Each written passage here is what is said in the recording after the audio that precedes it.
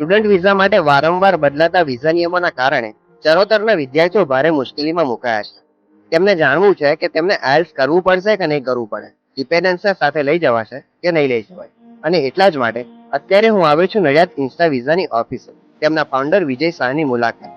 તો ચાલો આપણે એમને મળીએ અને આપણા પ્રશ્નનો ઉકેલ. તો વિજયભાઈ, ચરોતરના વિદ્યાર્થીઓનો સૌથી મોટો પ્રશ્ન એ છે કે તેઓ આઇએલ્સ વગર સ્ટુડન્ટ વિઝા મેળવી શકશે કે નહીં મેળવી શકે. આઇએલ્સ વગર જવા માટે સૌથી શ્રેષ્ઠ કન્ટ્રી જો કોઈ હોય તો એ છે યુકે.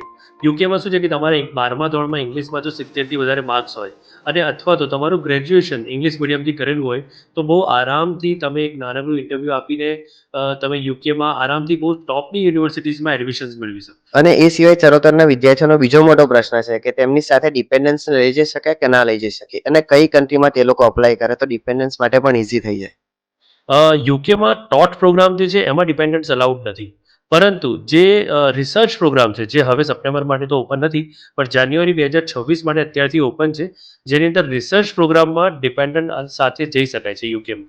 આ સિવાય જો ડિપેન્ડન્ટ સાથે જવું હોય તો યુકે સિવાય એક ફિનલેન્ડ જે બહુ જ બેટર ઓપ્શન છે, જેની અંદર હસબન્ડ વાઈફ બાળકો સાથે ટ્રાવેલ કરી શકે છે અને happiest country in the world છે. તો હવે તમને વિચાર આવશે કે સ્ટુડન્ટ વિઝા માટે ઇન્સ્ટા વિઝા જ કેમ? કારણ કે અહીંયા તમને મળશે તમારી વિઝા પ્રોસેસના દરેક સ્ટેપ પર રિવોર્ડ.